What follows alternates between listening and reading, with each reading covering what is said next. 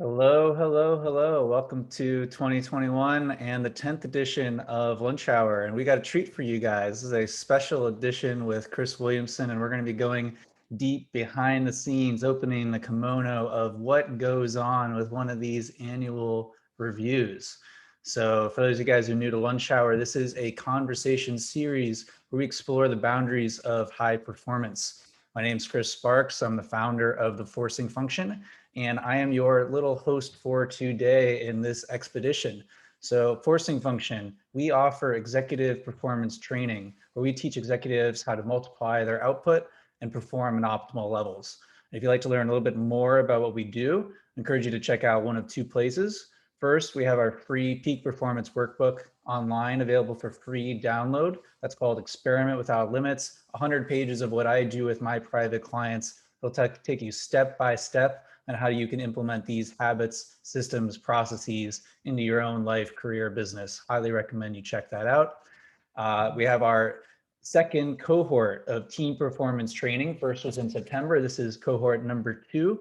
I only get to work with about 12 executives at a time. And this is my first opportunity to bring some talented executives together as a team. So 12 will be able to join us starting in February. Applications opening on January 26th. And we are going to create a community. I'm going to teach you everything that I know about productivity and performance. And you're going to be with other people who are on the path, illuminating your blind spots, showing your biggest opportunities for growth. If you want to learn more, you can check that out at teamperformancetraining.com. At Forcing Function, we have a monthly newsletter. So if you like today's event, you want to check out more, we have 9 other of these with amazing guests. Highly recommend you check those out. You can sign up for our monthly newsletter at forcingfunction.com or check out the Lunch Hour homepage at forcingfunction.com/lunchhour. Today, I'm honored to have Chris Williamson. He's the host of Modern Wisdom, a top 20 podcast in the UK. He's had a killer year, 2.5 million downloads. And his deal is he's going to show you how to discover your purpose and get the most out of life. So highly recommend checking out the episode. We'll drop the links in the show notes there. Some wonderful episodes from some of the leading thinkers in business, sports performance, psychology, relationships, and more, including yours truly. So, hey, highly recommend checking out Chris's show. I think that Chris's superpower is his enthusiasm, his relatability. He, more than a lot of others that I know, talks about what he does. Like, he practices what he preaches. And I think he really brings some of these heady concepts back down to earth, makes it relatable, makes it something that you can take action on. A lot of people talk about bettering themselves, having their best life, being all you can be. And I think Chris really lives, eats, breathes, sleeps it, and makes it into something that anyone can implement. So yeah, big fan of his. How this episode came about. I'm pretty good at twisting people's arms when I need to. I was on Modern Wisdom recently. You guys might have seen that episode that came out on Christmas Day, where I talked about my annual review process. And while I had the benefit of being on the air of Chris, I said, hey, I bet it would be a great forcing function if we came on together in a couple weeks and talked about the outcome of this process. And he was gracious enough to come aboard. So if you want to check out that episode where I walk through the exact process that we have for doing our annual reviews, you can check that out at forcingfunction.com/modernwisdom. And today our plan is what I'm calling the anatomy of an annual review. So I want to demystify this process. I think it's very tempting to see a template, to see someone write out 15 pages of what they learned from the past year, what their goals are, and feel a little bit intimidated, feel a little bit like an imposter. And we want to demystify that this is super messy.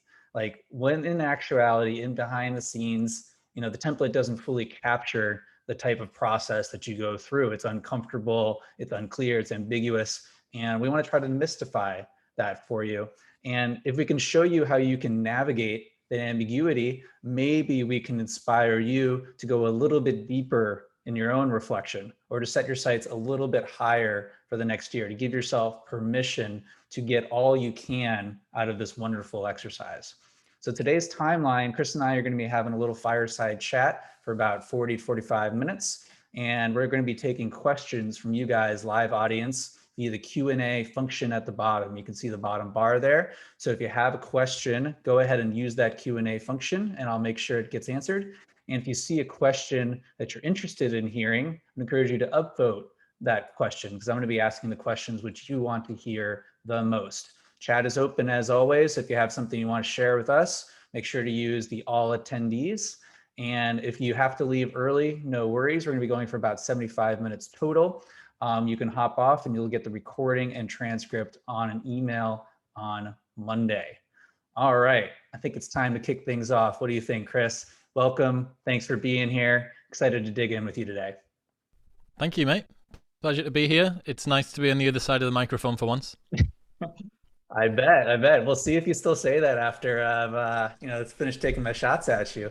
Let's set the tone, I think.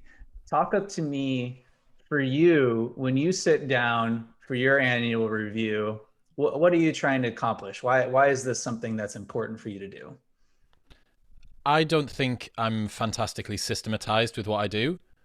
Any outward showing of being remotely effective is purely sort of by luck and chance and kind of inefficient time and attention. And one of the things that I really admire and like and have been benefited from following your work is it really does help to give me some structure. It helps to sort of, it's a forcing function. It gives me just ways that I can utilize these kind of really wishy-washy tactics that I know I should be doing, like constantly checking in and having these points at which I make sure I'm moving towards my higher goals and my daily actions are contributing to my long-term objectives. So for me, it's the first time I've fully checked in with everything since this time last year. I don't have a 90-day sprint review period, although that's one of the things I want to start using. But I always have been fairly disciplined with at least checking in one way or another. And I said this on the intro to our episode on Modern Wisdom. I think everybody reaches the end of the year and thinks, right, I should be spending a little bit of time here working out where am I at? I'm in the same place, probably at my parents' house or my girlfriend's house or my house with the same people, with the same dog, maybe with a bit more money, maybe with a new human in the room or whatever. But it's the same thing. So you think, right, okay, lots of things are the same. What's changed? And that's why an annual review is a useful tool to do at the end of the year. How did it feel this year? Obviously, 2020 was a remarkable year in many ways. Was this process different for you this go around? I wouldn't say so. I would say this is the most disciplined I've been with it, helped in part by having a framework that I could follow straight through by yourself. Without that, previously I've just bodged it. I've taken like a bit of Chris Sparks and a bit of whatever else I find, and I like that from Tiago, and I like that from Nat, and that thing from David's fun. Having that meant that I was much more disciplined with it. No distractions of work. My business is in nightlife typically, and that means usually the period Boxing Day to New Year's Eve is very intense. This year that hasn't been the case, which meant that I had more time to dedicate to this. I'd purposefully booked no podcast recordings in that period either, and I'd also scheduled everything to go out for the rest of 2020 before I went home for Christmas on the 22nd. So I had this real long period. You mentioned that you go away and get like a cabin in the woods and put a kimono on or whatever. I didn't go that far, but I did decide to dedicate a little bit of, I gave it a little bit of symbolism, and kind of made it a bit of a pilgrimage. I sat in a different place. I didn't just do it at my desk. I like made sure I felt good on a morning before I did it. So I tried to add some ritual to it. And it sounds really, I don't know. It might sound like you're giving it more credence than it's worth. It's not a funeral or a baptism or something. But at the same time, like there's not that much that we do give ritual to now, and it's actually kind of cool. Like no one else is going to see it. They're not going to see that I was you in your kimono or me with like my cup of tea or whatever, sat down on the seat. But yeah, it was good. I really enjoyed it. I love that. I think it's so important to create a ritual around it because it's putting yourself in a different headspace. I think it's very easy to get stuck in the day-to-day, and thus we tend to either think about what's happened very recently instead of zooming out to the full extent that we can. A year is a long time. It could be very easy to think about what's happened in the last couple of weeks and extrapolate that out the whole way. Or the same way to by taking ourselves fully out of our own context. Like you said, creating some space that you didn't have urgent things going on, being able to step back from usual work context, you're able to see things from a different perspective and perhaps consider options that you normally wouldn't. I'm curious, was there anything that really surprised you this year that came up? I was surprised mostly. Relationships for me is the lowest priority. Only child, solo business entrepreneur, solo podcast host. I'm kind of used to spending time in solitude, and 2020 should have been a tightening of that bottleneck. But upon reflection, one of the things I was really surprised by was I'd wanted to have more relationships this year. I'd wanted to make more friends and connect with more people, and just spread the networks that I have in a way that's not just about being purely commercially driven. It's not me trying to find someone who can push the podcast more, who's a potential advertising sponsor, or someone to come to my club night, which has been a lot of my relationships. As a club promoter, everyone is a potential customer. So for a very long time, you actually see the world in this quite a transactional kind of framework.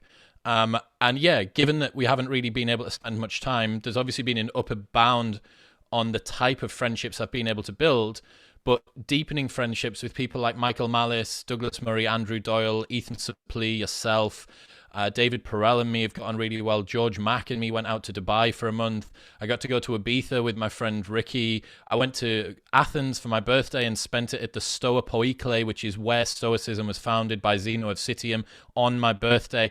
Like, I looked back and I was like, this was a year where there were a lot of constraints socially, but I was really happy with how I responded to those. And I think the other surprise, which wasn't a surprise in reflection, but just generally was a surprise across time, was in the health perspective for me. Ruptured an Achilles in August, which is a fairly major injury. It's a 12-month recovery to get full athletic function back.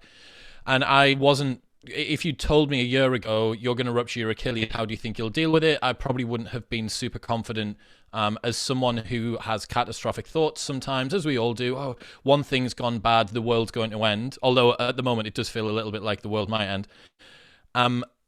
Given that, I would have gone into a situation like a full Achilles rupture and thought, like, this is not going to be good for me. But I dealt with it like quite robustly. I was really proud of the way that I got through it, and still am now. And I would go probably as far as to say that I'm a better human with more confidence with 1.5 Achilles than I would have been had I've never had it. So yeah, those two things, the ability or the improvement that I enjoyed with regards to my social networks, and then the way that I dealt with that injury. That's brilliant. Yeah, I think that's a good thing to lean into is the surprise, because sometimes our intuition can steer us wrong, and forcing yourself to ask the question. You mentioned on the positive end, something that you thought might have felt catastrophic, you were very surprised that you handled it very well. And I think that's probably the silver lining from this year, is maybe we had to rise to the occasion and find that we had a little bit more in the tank than we might have expected. I'd like to dig in a little bit on the relationships, because this seems to be one that came up for a number of people this year, where staying in touch, having deep, meaningful relationships became a challenge as usual contexts collapsed. Ability to see people, to make things happen, not wanting to be on the internet as much. I know personally, when things got rough, March through June, I kind of woke up and realized, oh, I haven't talked to some of my best friends in 3 months. And it was very easy for it to happen because all of our normal contexts for seeing each other were on pause, and needing to find new ways to make these connections happen and to reprioritize that. Something I talk about a lot is you recognize that you're out of alignment or out of balance in one area, and you try to reinvest resources from another area to try to rebalance yourself. So realizing, okay, I'm not prioritizing relationships to the extent that I'd like to, and that it's been a real bright spot in the rare times that I do initiate or do reach out and make something happen. What can I do to invest in this area more? So, talking about the big wins that you had, would you say that there was a habit or a system that contributed to you, making progress in this area, or something maybe that you're looking to emphasize more moving forward? One of the things was a lot of intentionality. So I made a decision that I wanted to spend more time with other people. Especially if you're introverted, which I'm so confused about that term now. I don't even know what to think of it. But if you're someone who is comfortable with spending time on their own and you have projects to work on, you can end up working yourself into a very big solitude hole, and you'll just continue to go. And if there's no one to pull you out of it, I know that congratulations, you got engaged this year. But if there's no dog and no sort of family or relationship to pull you out of that, you'll just keep going. And it means that you have to be intentional, because it's not just going to happen. And I decided I was going to. So I'm looking at like some of the whys. So you've got your 4 steps that you go through. What went well this year under relationships? Why? Was anything surprising, and what did I learn? And looking at the whys, sort of what is the reason for the outcome that I got. The first one was acceptance that loneliness is damaging from a health and a mental perspective. So that was off the back of a number of different conversations I've had and some reading that I've done. Loneliness is as bad as smoking 15 cigarettes a day. I spend a lot of time thinking about my health, and I worked real hard to eat more vegetables this year to try and have a more balanced diet. And I'm the same as everybody who watched that Matthew Walker podcast on Joe Rogan. Then I realized just how much I need to sleep. Yep. So I'm dedicating all of this time, but as with a lot of things, there's this kind of big glaring elephant in the room. It's the real uncomfortable thing that I don't want to eat. And that's exactly where I can add 30 minutes of sleep on per night, but it's probably not going to make anywhere near as much of a difference to my health as if I just see a friend twice a week. So in terms of a structure, no, not so much for that. But like some really cool learnings from that. So being social is easy with the right people was something that I realized. A lot of people think that they're introverts, but I have a theory that most of their friends just suck. Like if you've got rubbish friends, you don't want to spend time with them. Anyone's introverted if you're around boring friends or friends that you just don't click with. Another thing I learned, you have to make an effort. So a lot of the time I used to be resentful, and I still maybe am to a little bit. I used to be resentful that I'm the guy that often makes things happen in my friend group. So I'll book the flight to go abroad. I'll say, why don't we go for dinner? I'll ask, why can't we do this thing? And I used to be like, oh, it would be so nice if I got invited to this thing. I'm like, well, you have 2 choices. One of them is to be the guy that starts it and gets over the inertia, and the other one is for nothing to happen. So I have to deal with the world the way it is, not the way I would have it be. And then confidence around others is attractive. So I just spent a lot of time, especially in Dubai. I basically spent no time on my own and saw people who are naturally outgoing, really comfortable in social groups, and they just have this gravitas. And I thought, that's awesome. Like, that's really cool. Remembering that I've stood on the front door of 1,000 nightclubs and spoken to 1 million people. Like, I'm not some sort of social leper, but it was a different sort of situation. Meeting people like Steve Bartlett, the ex-CEO of Social Chain, I was just so impressed with the way he held a room, because he was incredibly comfortable in there. And there was this really interesting thing. We were sat on an oval table, and everybody had subtly shifted the angle of their seats slightly toward him. Even if we were talking to someone away from him, everyone was subtly facing him, because that's where the power was in the room. And not power in some sort of Machiavellian sense, just like that's where the interest and the engagement was, and that's where people knew that that's where the value was. So I thought, this is all cool. And these are things which, upon reflection, many of which I had realized at the time, but it's nice to have them synthesized in a place that I can go in, I'm in the right frame of mind, I can go in one go. So, yeah, that's some of the ones from relationships. That's gold, man. And I hope some of you guys listening can see that this is some of the value that comes out of making these lessons explicit. Because, hey, even if there are things that deep down we know, once they're on paper, once we've written them down or typed them, it almost creates an impetus to take action on them. We've admitted their realness to ourselves, and it creates a little bit of a dissonance of, all right, I know this works. I know this makes me happy or fulfilled, gives me energy. Why am I not doing it? And generating that creative tension is essential for us to take consistent action.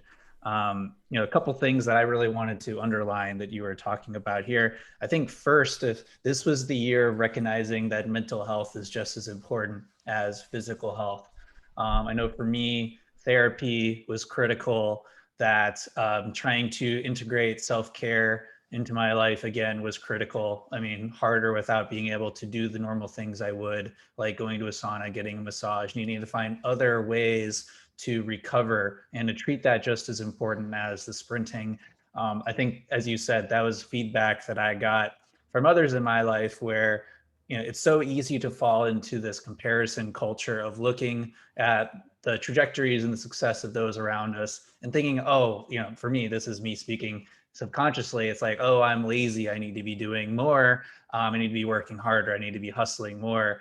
And someone else pointing out is like, oh, you already are balancing essentially 3 jobs and you never take any time off to just relax and be. And, it's like, on one hand, I'd love to get 9 hours of sleep a night and wake up early, but I also want to stay up to 4 a.m. and make lots of money playing poker. And it's some of this process is just illuminating you can't have both.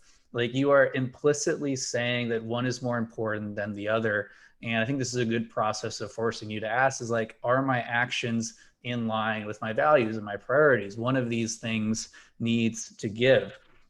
And I like you said, it's an elephant in the room that once you've acknowledged him, you now have to wrestle him. You can't just keep denying that he exists any longer. So it's, in order to make this thing happen, for me, I want to write more, I want to sleep more, I want to see my friends more.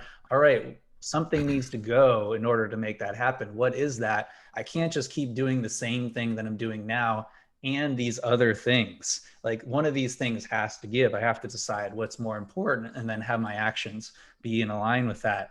And I thought that was really, really brave that you're talking about, hey, being a little bit resentful for needing to be the person who made things happen. But when you were able to step back from it, saying, well, let's think about this rationally. Either I make it happen or it doesn't happen. Which would I rather have? Can I get over myself and say, well, I'd rather have things make it happen. Like, that's just the way it's got to be. And I think this is a huge lesson for me this year is the people who I most want to see and hang out with also want to see and hang out with me, but everyone's so busy and overwhelmed all the time that it's a huge gift to plant that seed and say, hey, this is something that's happening. Do you want in? No pressure. It's happening whether you come or not. Do you want to join? That's a huge gift, as well as you said, being someone who's confident, who gives energy, who's present, right? You can see everyone tilting towards that person in the room. Everyone implicitly is drawn to that. And so sometimes, we talked about this in our episode, hey, the best way to find someone you want to date is to become the person who's very dateable. Is the best way to build lasting, powerful relationships is to love yourself and to become someone who you think is worthy of love. So yeah, there was so much gold there, man. And I'm really glad this was a powerful process for you. I mean, coming into the new year, is there anything else you're doing as far as investing in relationships, seeing that this had such a big impact on you? Anything else you're looking to implement? So I'm scrolling down here. I've got a couple of admissions to make. First off, that I didn't do it offline. I know that you created the beautiful worksheet and it was all done and I could write it out. But man, I hate writing and my handwriting's so bad and it really frustrates me and I can't write that quick. So I went offline. I turned my Wi-Fi off. My phone was outside of the room. And I had full screen, so I wasn't distracted, but I did mine on my computer. That was one of the things. Three Hail Marys, Chris. Yeah. Another thing that I wanted to say that some of the listeners might be interested in how I edited your process was you had an other section at the bottom, which was, it's like career, relationships, health, and other. And for me, the section that made the most sense to put in there was growth. Now, you could call that learning, wisdom acquisition, spiritual progress, like whatever. But for me, it was talking about kind of like my daily habits, like the little things, like what was I doing? How's my meditation practice been this year? Like how consistent have I been at getting up on time? How much have I read? How much have I learned? What's my inner monologue been like? What's the sort of things that I've told myself, the kind of assumptions that I make about myself? So that was what I put in there. Moving forward for this year in terms of relationships, it's a little bit difficult to be super certain about how everything's going to go, but just more of the same, like intentionality with friendships, with making sure that I actually do care about what's going on. So for instance, have more regular adventures with friends and be alone less. That's my most important goal for next year. Might be difficult. The Q1, Q2, Q3 milestones are a little bit hard for me to pull out, but one night per fortnight spent out of the house with someone else, and then Q2, one night per week, and then a weekend in Q3. So basically it's just building up my tolerance to letting go of work, and that kind of speaks back to the type A mentality, the go-getter that you've alluded to about playing poker, or I've said about how you'll just keep on grinding your face into the ground if you've got nothing else to do. You have to have a forcing function to stop yourself from working. And I think this is the structures within structures that you need in life now, when we've got so much stimulus, so much abundance. You need to actually have time. It's a what to relax list, not a what to do list. Mm-hmm. So that's been part of it. But I wanted to sort of touch on something that you mentioned there about how when you have a tightly defined goal, it's very easy to see whether you're moving toward it. Certainly for this year, I've never had... 2020 will be the year where I worked out my core values and read Essentialism by Greg McKeown. And doing both of those things in the same year, it probably would have taken me in total a week to do. It wasn't in the same week, but it was so powerful because I'd never actually realized, firstly, that I can't do everything, and secondly, what I'm trying to do from a foundational source code level. And moving into this year, you have the North Star in the actual annual planning section, which probably most of the people who are still going through the process, they're probably maybe about that stage now. That's like one of the final exercises you get into. Having one thing that you're doing it's so useful, it's so powerful, because I'm waking up on a morning now, and I'm aware I'm still in kind of the honeymoon period of the New Year's resolutions, but I'm waking up on a morning and I know, like, my goal is to be creating 3 YouTube videos per week for my channel by the end of the year. Down the pipe, monologue videos, classic YouTube style. Like, what am I doing today that moves me towards that? Even if it's something that's not related to it at all. Yesterday I spent the whole day editing and uploading 3 podcast episodes, but I know that today that means I can do another couple of days of a video creator course that I'm going through, or this thing or that thing. So yeah, just getting that, I keep on using this word, I didn't mean to, but it keeps on coming up, that intentionality. Like, why am I here? Why am I doing my career? Why am I doing relationships? Why am I doing health? So looking forward to next year, my most important goal for that was a process goal rather than an outcome one. Reason being that I can't control the YouTube outcome, but if I'm creating 3 videos per week by the end of the year, that'll be great. In terms of relationships, have more regular adventures with friends and be alone less, which is made up of just intentionality again.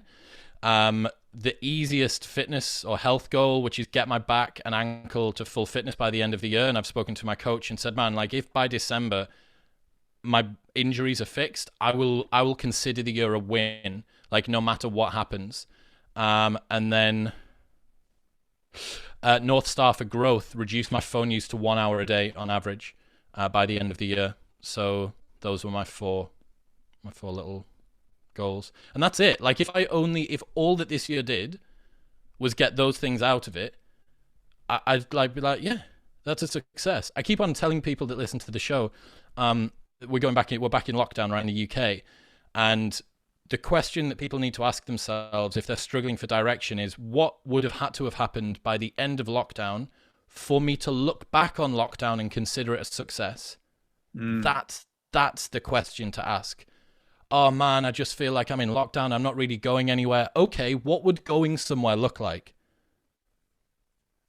Answer that. And most of the time people are like, well, just like, not being stuck in the house and so. I'm like, right, do you actually care about not being stuck in the house? Or is it about personal progress? Is it about financial progress? Is it about making connections with people? Define what it is. And it goes to what you said before, the forcing function of putting thoughts, these notions that we have, into words, gives them a concrete sense, and it forces us to be precise and rigorous with what we're thinking. And so many people, this is something I've become increasingly annoyed at since doing the show. I hear these kind of just notions or emotions given form during a conversation with someone. Someone will say something, it's an opinion. I'm like, you haven't even begun to think about what that is. That's just something, some threat response somewhere has manifested itself in words, and you've decided to blurt it out. I'm like, that's so unthought through. And I'm just as bad with that as well. Like, I respond to things, I'm worried about something, I'm scared about something, I'm happy, excited about something new. Got to tell everybody about this new thing that I've just seen. But if we take a little bit of time and we slow down and we think, right, okay, what is the one thing that I actually care about? Can I put it into words? What would have had to have happened by the end of this year for me to look back on this year and consider it a success in these areas? And I've got it written down. If I do those things, I'll consider 2021 a success. I love that so much. Uh, so much there that I want to highlight. Yeah, I mean, that's one of my favorite questions. What would it look like? Painting a picture. A lot of times that the difference between, oh, things are going horribly, nothing is moving forward, and oh, I'm very happy about things are moving, is really, really small and nuanced, once we actually put it to paper. And that can be really empowering to realize that there's not really that much we have to do to at least change our perception from we're moving backwards towards we're moving towards our goals. And as you said, thinking about what emotion is driving this can help to defang that emotion. Is it guilt? Is it fear? Is it loneliness? Is it some sort of, we're not good enough type of thing? Like, trying to get down to the core of that, we can reduce its power over us, which is so empowering. And yeah, that's the whole idea of this, where I think everyone goes wrong with reflection and planning in general, but especially with an annual review and annual planning, is adding things onto the pile. I want to do more. I want to do the same things I'm doing, but I want to do more of them. And this is about removal, subtraction, stripping away the non-essential. If we want to double down in one area, we need to stop or pull back in another. And that's that power of the constraint of needing to just choose one goal. It's very easy to say, I want to do these 5 things this year in my career. And that's an easy way to make sure that none of those 5 actually get accomplished. Because here's a little secret: as soon as you accomplish a goal, you can pick a new one. It's not the goal that matters, it's having one specific thing to move towards that you can track progress towards. That's what motivates us in the short run. And this focusing mechanism, choosing less, it actually allows us to get more done. That productivity is not about going after more, it's about doing less, but in a more focused way.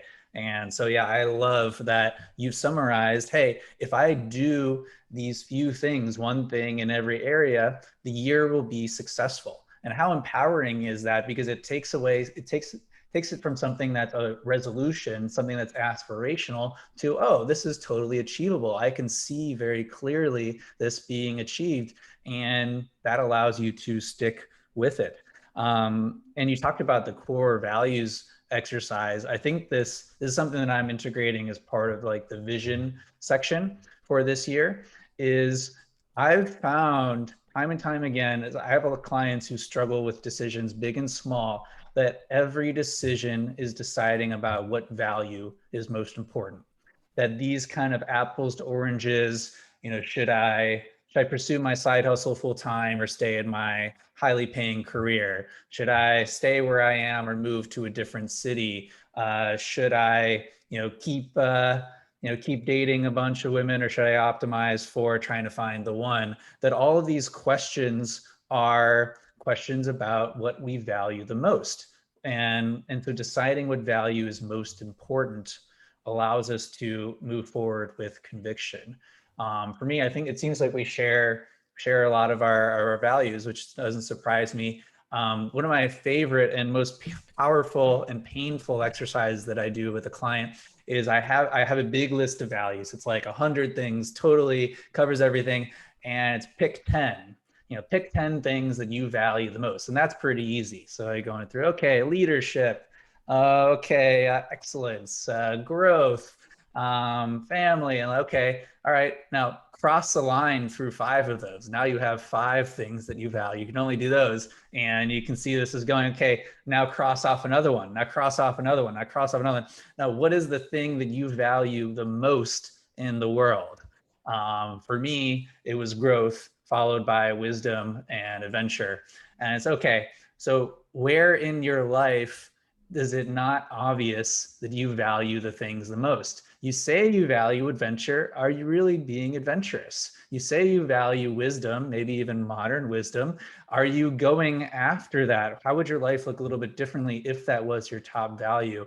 And creating that dissonance, again, makes those next actions really obvious. It's like, I say that I value this thing, but do my actions line up with that? And so that's what I love when you put in your other growth is, okay, growth is a priority. If growth is a priority, what do I prioritize? It makes so many of those downstream decisions much clearer. So thank you so much for sharing that. Yeah, man. It was I can't believe it feels like the second half of my life began when I realized what the core values driving the first half were. And yeah, so curiosity is one of mine. Adventure is selfless development, excellence, and self-care. I actually redid it the other day, and I think I might swap out excellence for progress. Sorry, self development for progress. But yeah, it's really useful, and I enjoy now framing everything up against that. And it's emergent, right? Like, you can kind of be the bird in the sky or the frogs in the dirt. But thinking about, okay, what's the big picture? What's the daily instantiations of that? What's the medium-term goals? Like all of this stuff, it's this complex diagram. I remember that one that you had about, was it when people believed that the universe moved around the Earth and they had an increasingly complex diagram of how the astrological bodies, because Mars goes into retrograde and goes back the other way, and it looked like this unbelievable sort of spirograph thing in the middle. And that's how I imagine if someone was to fully map how your values and everything else integrates, that's what I reckon it would end up looking like. Yeah, so the model that Chris is referring to is, for a long time, a lot of this driven by the Catholic Church. It was believed that the universe revolved around the Earth, that we are the center of all that exists. And as mathematics advanced, it became more and more complicated to try to have a model that put this out as a solution. That you needed to just make it more and more complex. And as soon as you put the sun at the center of the solar system, well, everything became very simple. But this was just a conclusion that no one was allowed to believe in, right? You were a heretic. And so it was, we will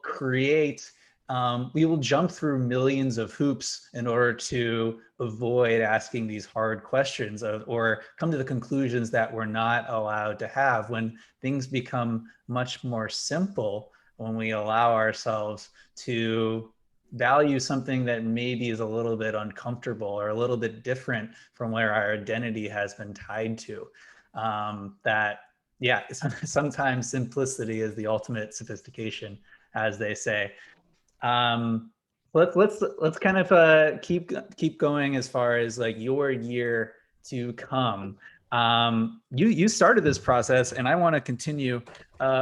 Let's imagine All right, today is January 7th, 2021, and we're talking on January 7th, 2022. And, we're catching up, and you say 2021 was an amazing year. And talk to me what this year looks like. But, we're talking in 1 year, so it's already happened. You've described some of these things that would make the year successful. I'd love to hear you just kind of, give us a visualization of it. Got you. Yeah. So traveling is something that I haven't done much of, and meeting new people and seeing new places makes me grow as a human. That's not one of the things that's actually down on my list, and this is something that I think I'm going to probably butcher trying to verbalize this, but you have your North Star within each of the different sections that you've got, right? But you know that there are some parts of your being that are so fundamental to who you are that you almost don't even need to write them. Like, I know that if flights open up, I'm jumping on a flight and I'm going somewhere new and cool with someone that I like. I'm going to go on TripAdvisor and I'm going to book a tour around somewhere old, around some old stuff, right? Because that's what I do. So I don't need to write that in, but I know it's something that gives me happiness. And it's a Tim Ferrissism who says the good stuff sticks, which is why he's not into having a second brain on Evernote. He just knows the stuff that matters sticks. And this is kind of the same, right? So we have this source code that's underneath. So that would be one of the things. I've done some traveling. I've got myself comfortable on camera to the point where I can continue to churn out YouTubes, live streams. I can continue to do the podcast. I've connected with the audience. I've found more and more good guests and I've added value to their lives. In terms of relationships, I've built my social circle up further, hopefully with some more friends that are like me, that want to spend time around me and do the things that I do. In terms of health, I've fixed my Achilles. I'm back doing the sports that I enjoy. I'm back training. Hopefully the pandemic's away so I can actually go to the gym as opposed to doing band workouts in the garage. Like just normal stuff, having normal life like that. I have a TEDx talk coming up, which I haven't actually announced yet, but I'm allowed to say it privately. So I've got this TEDx talk coming up, which is halfway through March. I hopefully didn't totally have a breakdown on stage on that, and maybe some interesting speaking opportunities have come off the back of that, and maybe I feel comfortable enough to do public speaking now that I can actually start doing a little bit more of it. Maybe that's an interesting avenue for me. So yeah, it's just do things that I enjoy. Don't overcomplicate things. Don't try and do more. Just try and do less but better. I love that last part. It's something that's coming up a lot for me is I don't want to be doing more. I think it's so tempting to just keep setting my sights higher. And a lot of that means getting out of balance and working harder.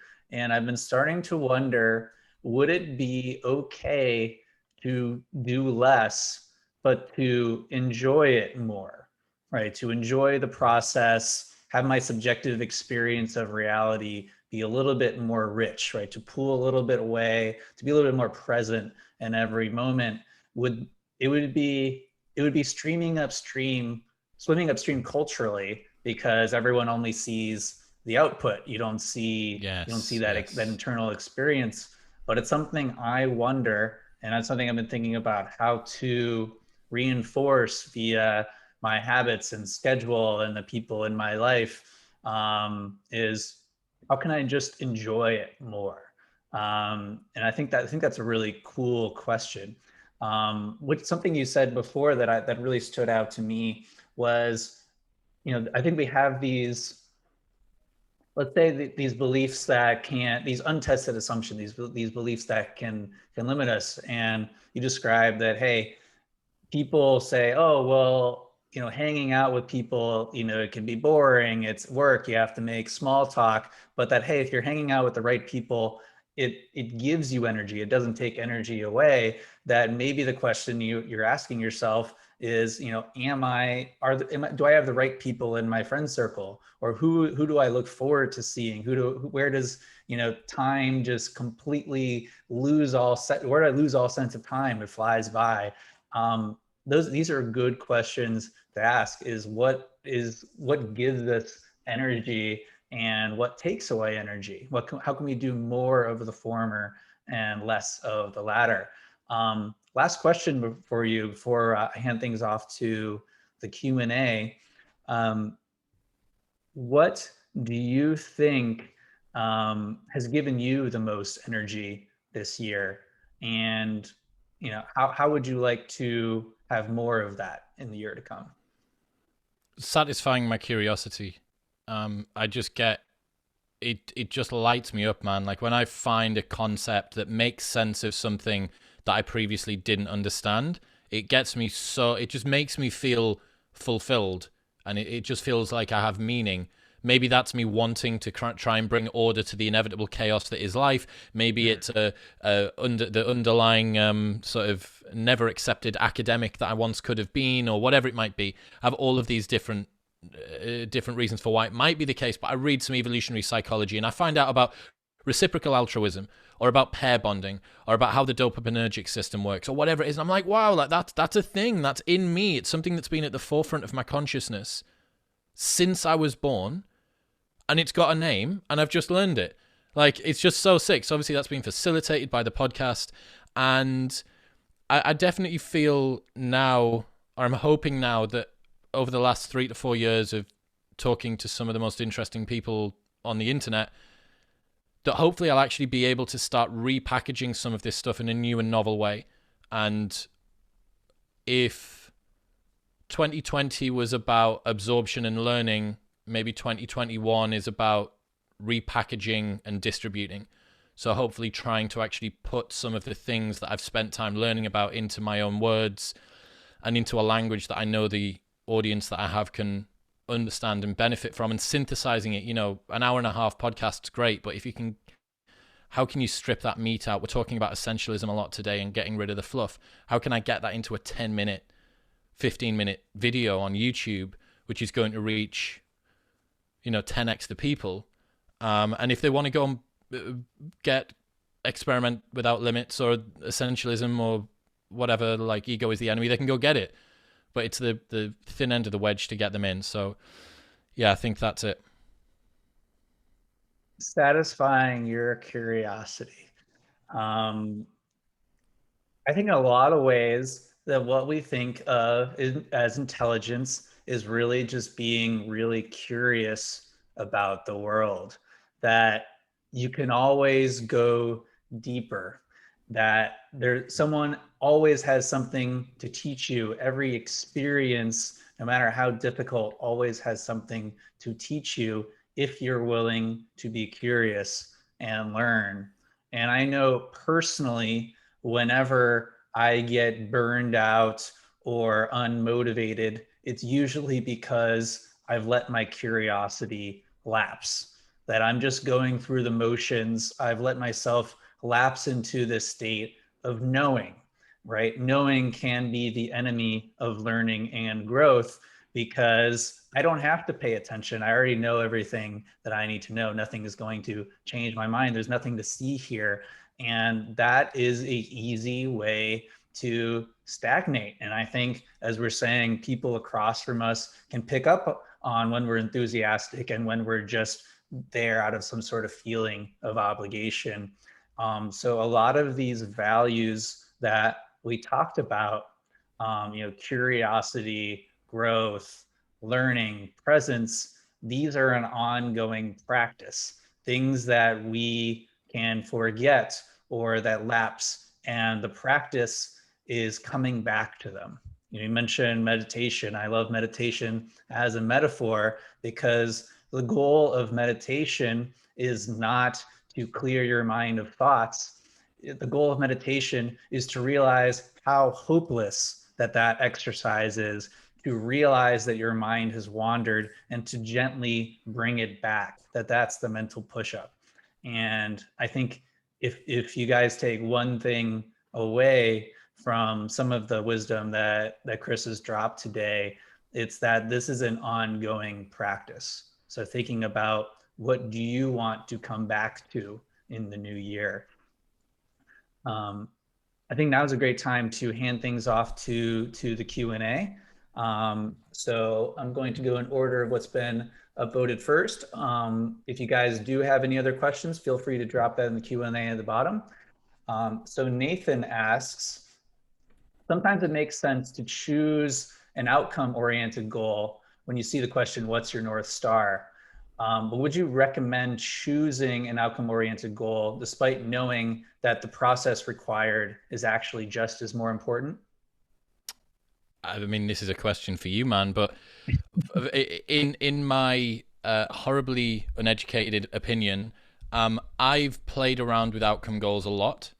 That until reading Atomic Habits, as a lot of people, except for maybe someone who's deep in the hole like yourself, before reading that book, I just presumed that that was how you did goals. A goal's a goal, right? It's like the net with the posts, and you kick it in, right? It's a thing. It's not you don't kick it and then it keeps going and then you go kick it again. So for me, I get more. All of my outcomes this year are all of my North Stars this year are outcome goals. Process goals, except for the health, and that's because it's just so obvious. I have a thing which is an X. I want a thing which is a Y. But everything else is spend less time alone, learn to be comfortable around people more regularly, publish 3 YouTube videos a week, get myself, okay, what are all of the things? And to me, that is still an outcome. Like, that's an outcome for me to get a process built up. To get to that stage, I'm going to have to learn all sorts of things about writing scripts, about the camera equipment, about lighting, about how I need to prepare myself. Do I need to go for a walk before? How much caffeine should I have?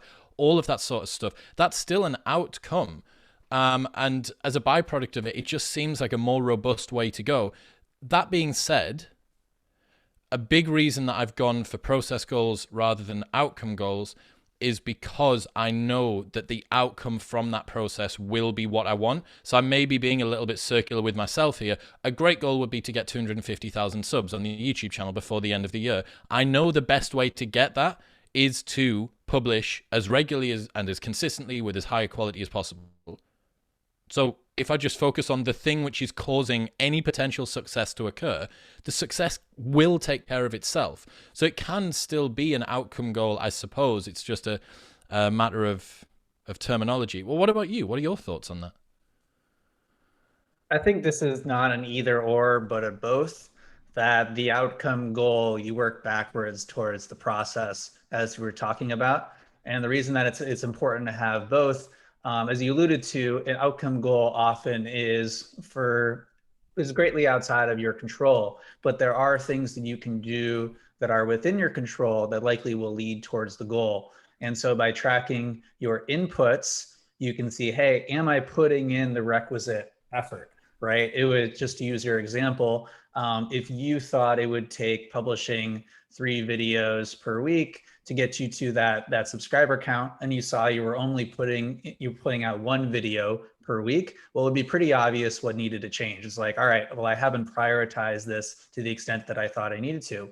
But let's say hypothetically that you're putting out consistently 3 videos a week, but that subscriber count's not increasing at the trajectory that you like. Well, that's a good opportunity to see, hey, what else could I be doing towards this goal? Is there something that I can change? Maybe it's the videos that I'm doing. Maybe I need to up my quality. Maybe I need to improve my distribution. And so you can see how those two mutually self-support each other, is that you can see, hey, both am I doing what I need to do in order to make progress? And are the things that I'm doing leading me to where I want to be, that they work really well in combination? Can I get you to do a 1-minute elevator pitch of why there is no growth without goals? Yeah, the 1-minute elevator pitch is that everything we do can be justified in hindsight. So it'd be very easy. The example I like to give is it'd be very easy to say, I want to become a professional comedian. And I watched 50 hours of Netflix comedy specials last year. And so that was 50 hours of work that I did towards becoming a comedian. Well, maybe you could have, told some jokes or signed up to perform yourself or to read some books or study. There's usually a more direct path towards that goal. And so the line that I like from Alice in Wonderland is, if you don't know where you're going, any road will take you there. But if you have a clear picture of where you're trying to go, at least you know if you're heading in the right direction or not. That there is lots and lots of evidence that says just tracking itself will allow you to make progress. But how do you track if you don't know what you're tracking towards? And so that's the first step is, hey, where do you want to be? And well, what's a path towards that goal? And if you're heading in that direction, hey, then it's much easier to see, am I on the right path towards it, right? I talk about it's much easier to steer a moving ship, but everyone kind of just stays in dock. And that's why it's like hard to make progress. And the people who I see as prolific over and over again, they're not necessarily like always the most systematic, but they're certainly course correcting towards that North Star very often, always mindful of what they are doing that's tracking towards that goal, because we learn the most through action. And I'm just dropping so many one-liners here. The final one-liner is like, the speed of our progress towards any goal is proportional to the tightness of our feedback loops, which is just a fancy way of saying you need to be doing things and seeing how those things go in order so you can do those things better. That improving that your ability to make progress is how you make more progress faster, you accelerate. And yeah, Ken Seinfeld is the perfect example. Is, hey, everyone thinks that being a comedian is about getting on stage and telling jokes. No, being a comedian is mostly writing. Just like being a surfer is mostly paddling. There is a lot of work, like a lot of gym time that goes on behind the scenes in order to create those highlight reel one-liner joke moments. And without being really clear what that goal is and what tracks towards that goal, it's easy to lose sight of that. Dude, I think that you need your There Is No Growth Without Goals series of articles as an appendix to Atomic Habits, because I think that it's about as close to a 10 out of 10 personal development book as I think I've ever read. Mm-hmm. But that made everything make a lot more sense to me when I read your input on that. It's one of my favorite bits of work that you've done. Yeah, you need that. And we shouldn't deny ourselves the motivating force of it. I think if you absolutely adore habits and like adore process, then it kind of makes sense. But we get excited about that YouTube plaque, that 100K subscriber button. We get excited about the possibility of giving a TEDx talk. Like the outcomes are where the excitement comes from. And that a lot of the time, why is it like people will be making New Year's resolutions throughout the year if it wasn't for the fact that you require some motivation to overcome your inertia? Yeah. That's why the start of the year is so important. Yeah, man, it's good. It's in There Is No Growth Without Goals. Everybody should go and read that. It's in the chat.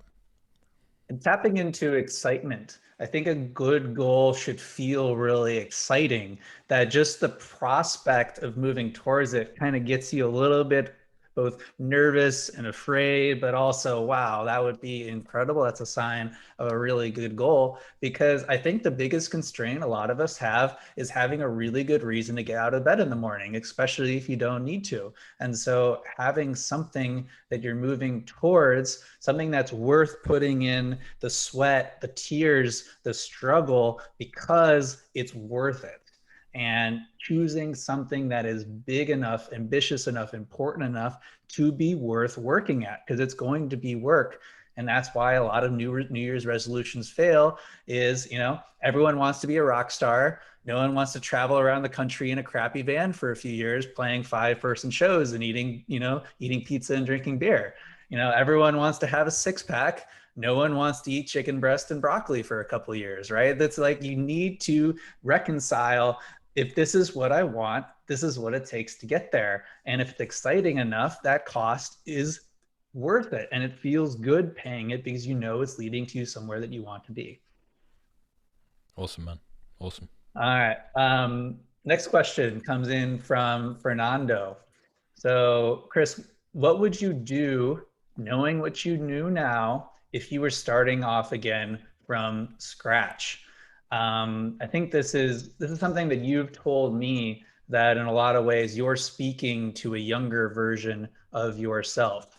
So let's say you're early on in your career, you're getting started with the podcast. What's the advice that you would give yourself as you were starting off? Yeah, very much everything that I realize and learn is just something I wish I'd known 10 years ago. And I recently had to do an exercise for the YouTube channel designing the avatar, the perfect audience avatar. And I realized that it was this guy called Jonathan. And I realized I'd basically written a version of me.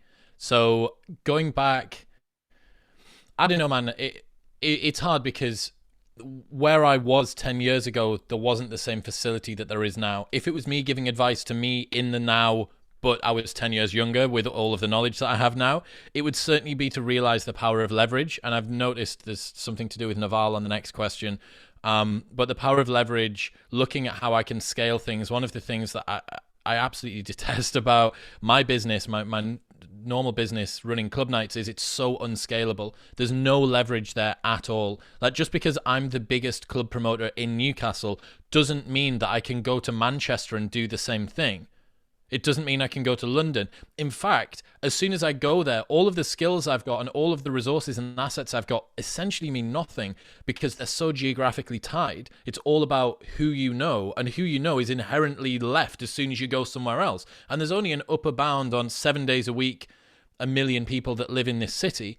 So you can only do that's it. You've got a limit on your scale. So understanding the power of scale, I would certainly be reaching out to people that I admire a lot more and just asking them, hey man, like, I really love your work. Can I come and assist with you for free? Can I come and have a chat with you and take you for a coffee at some point? Can I do this thing? I'm in Newcastle. Tell me where, like, do you fancy a gym session? I'd love to buy you lunch, or whatever it might be.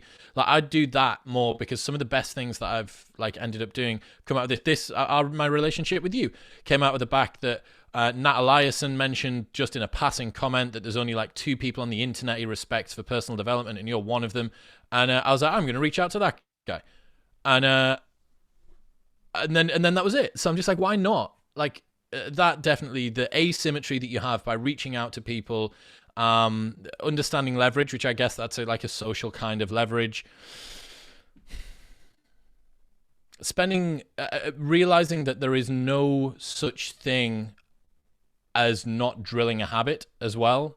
So there's a saying from Ethan Suplee's martial arts coach called "No Bad Reps," and it basically reminds us that you don't get the choice about not building a habit. You just get to choose which type of habit you're building. And the song that gets stuck in your head, yesterday for me, it was Logan Paul's new song, 2020. I have no idea how that happened. I had that song stuck in my head. But you have to realize that all thoughts work like that. Literally every thought works like that. The things that you think consistently will become your identity over time. So the sooner that you can catch those bad repetitions, the ones where you're not quite bracing in your glutes as much, and the ones where your hands are a little bit off on the bar, like, you have those things in your day-to-day routine. And for me, the number one weakness that I identified is my phone use. I realize it doesn't make me feel good. It's a time sink. I know that if I got rid of that downstream, I would open up hours per day. That's the bottleneck. That's it. So I just go for that. Like, that's the thing I need to fix. So it kind of, all of that figured into my growth goal, North Star, for this year. Yeah, it strikes me that everything can be inverted. And, hey, starting off, it's easy to say, well, I don't know anyone, I don't have an audience, and I don't know anything yet. But this can also be a weapon. It can be a strength, is that you have nothing to lose. And that, as you said, is something I've experienced as well, that a lot of things that are happening are usually just whoever's bold enough to make an ask, to make that first move.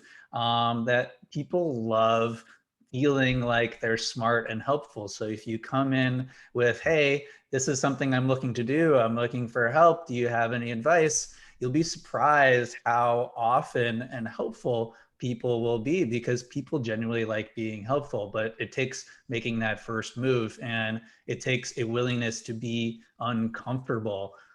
It's something that I tell myself over and over again, is that my progress is proportional to my willingness to be a little bit uncomfortable. You see this in the gym, we see this in our careers, we see this in creating content, is all the good things come from this good form of pain. As you said, there are no bad reps, there are just reps. So are you willing to put in those reps? And man, is there a better way to demonstrate finding leverage than attacking things at the habit level? As you said, the way that we think, our habitual actions, thoughts, these shape our behavior. And the more often that we do something, how often and how long that effect compounds.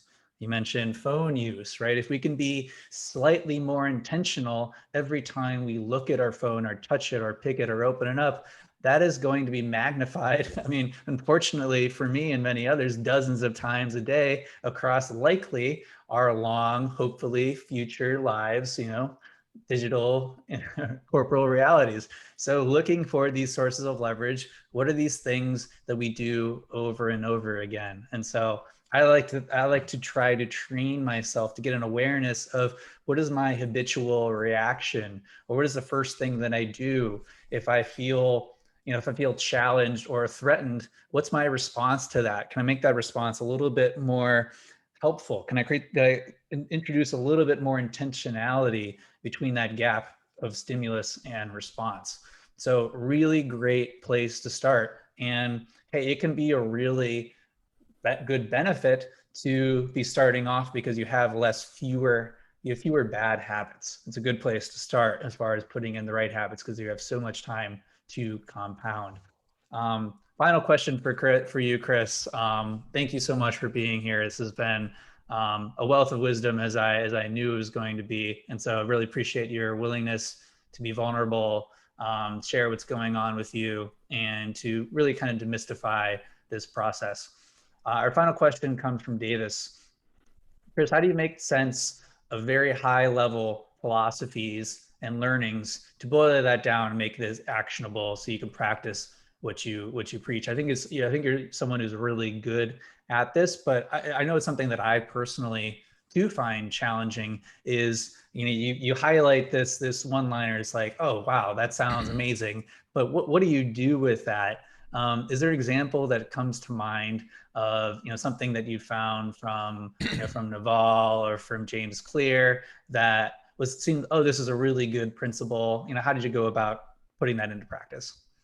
Yeah, it's an awesome question, and I feel your pain as well, Davis. Like the sole goal of Eric Jorgensen, the guy who wrote the Navalmanac, was to make it the most highlighted book in Readwise history. So like your outcome are a function of his inputs. I think that we can maybe try and have an essentialist perspective even in what we learn as well. Even within a book, even maybe within a book that's as dense as the Navalmanac, within a page. It's like, wow, there's like 10 cool things here that I could do with my life. But what's the one? Let's say that I read an entire book like The Daily Stoic, or like Ego is the Enemy, or like Atomic Habits. Maybe not Atomic Habits, because I guess you kind of need all of those stuff to go together. But especially with something that's very kind of disparate and pick up and drop and densely aphoristic like the Navalmanac, what's the one thing that you take from that? So I guess last year for me, the heaviest mic drop would have been, if you can't be happy with a coffee, you won't be happy with a yacht. I'm like, right, okay, that aligns with a lot of different things that I do. I need to remember that happiness and joy are to be found right now in the present. That hoping for some imaginary future in which I will be X enough to finally allow myself to be Y enough, rich enough to be relaxed enough, successful enough to not have to work as much, whatever it might be, like that future will never come. That future does not arrive. And if I can't be happy now doing the things that I'm doing, that I'm not going to be happy. So find happiness now. I think it's a way that perversely we actually probably, we give ourselves an excuse to be miserable in the present by discounting the fact that we might at some point be happy in the future. And it's like, no, the elephant in the room is that you have to be happy now. Joy has to be found now. There is no future for you. There is just this moment, because when that future arrives, you've spent now being miserable. And if you continue to move down that line, you're always looking like a set of binoculars. You're never looking at what's in front of you. You're always going to be looking however many days, weeks, months ahead.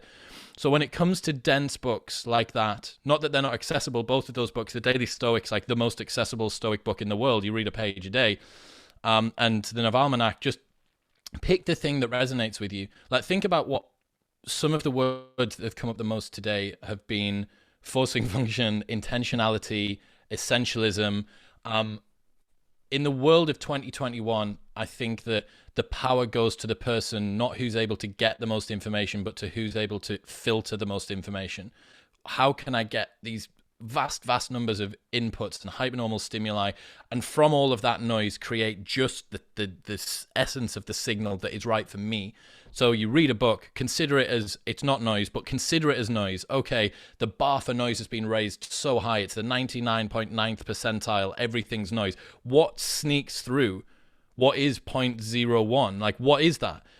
That's what I'm going to do. And it may be desire is a contract we make with ourselves to be unhappy until we get what we want. Or it may be, something he says about leverage, or it may be some other thing. Like, pick that thing. So for me, it was to do with finding joy in the moment, and then to repurpose that and bring it back down to the way that you instantiate it on a daily basis. Like, okay, I have this great insight. I have this aphorism, which is like the head of the pin that reminds me about this big fat concept behind it.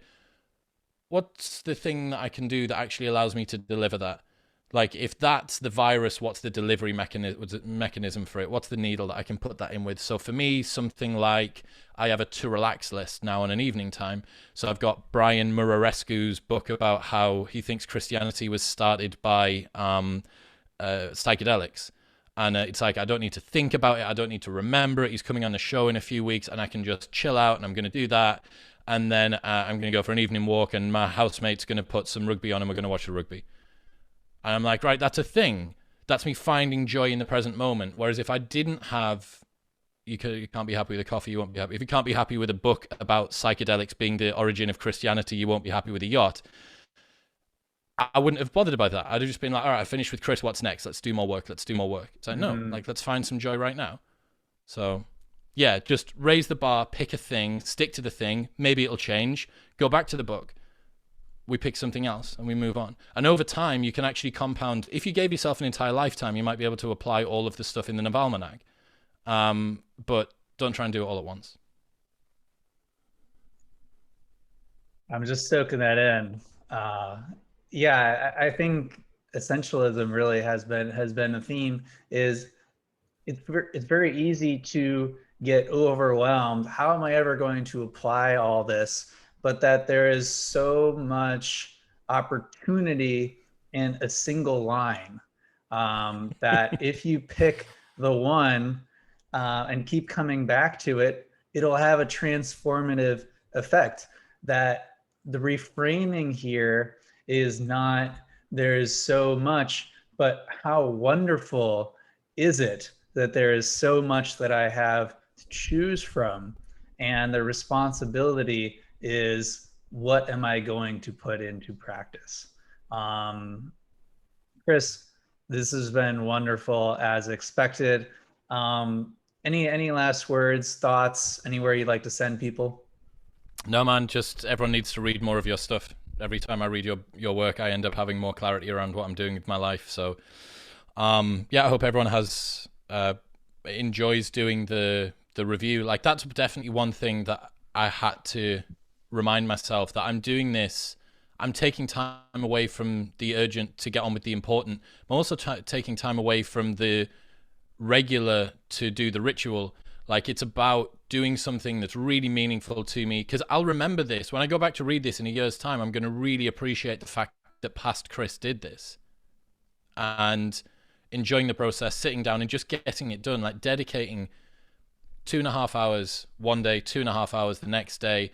Like, just doing that it's made a big change, and it really does help to clear things out. So many of the problems we have are problems of abundance and not scarcity, right? Too much information, too much food, too much convenience, too much stimulus, whatever it might be. And exercises like this, especially with the forcing function at the end of that, to be like, right, what's the North Star? Pick a thing. You know, the one value. You have a list of 100 values. You got to pick the one value. You got to pick the one career goal that if you could only achieve one of them this year, this would be the thing. And as soon as you do that, it makes everything else so much easier. I got to drop like my final thing for this year, which is another one of yours, repurposed a little bit. That planning what you're going to do the next day, the night before, makes a big difference. Mm-hmm. But, and this may only be for people who perhaps don't have a call time to work, I've begun a 2 to 3 hour sort of deep work period first thing on a morning, which has been a part of my morning routine. So my morning routine and my work now roll into one, whereas previously I was training and cooking on a morning, and I'm having to eat some frogs because I hate cooking once I've got into my day. I'm like, it just sucks, and you got to take like 45 minutes and wash up pots and do all this stuff. But I've written a full script outline for a TEDx talk in a week, and I've recorded videos and I've written scripts and I've done all sorts of stuff because I'm just in the zone on a morning. And I'm not a morning person. I'm a club promoter. Like, I'm like the antithesis of a morning person. But first things first is going to be like my productivity catchphrase, I think, for 2021. What's the thing? What's the one frog that I got to eat today? Like, let's eat that thing first. And then for the rest of the day, you just like, doesn't matter. Like, I've completed everything. Everything's absolutely sorted. I don't care, because you know that you've nailed it. Whereas when you do it in the other way around, you're anxious for the rest of the day. You're like, oh God, I got that thing. I still got that video script to write. I still got that TEDx outline to do, whatever it might be. So yeah, first things first, man. But dude, thank you for this, and thank you for coming on the show as well. Like, there's literally thousands and thousands of people who've had their New Year's shaped by some random document that you wrote. So yeah, next year you might have to put some subliminal messaging in or something. See if we can start programming everyone. Oh man, such an honor. I love you, man. Thank you so much for being here. Guys, thank you for wonderful questions, for attending live, for bringing the energy in the chat.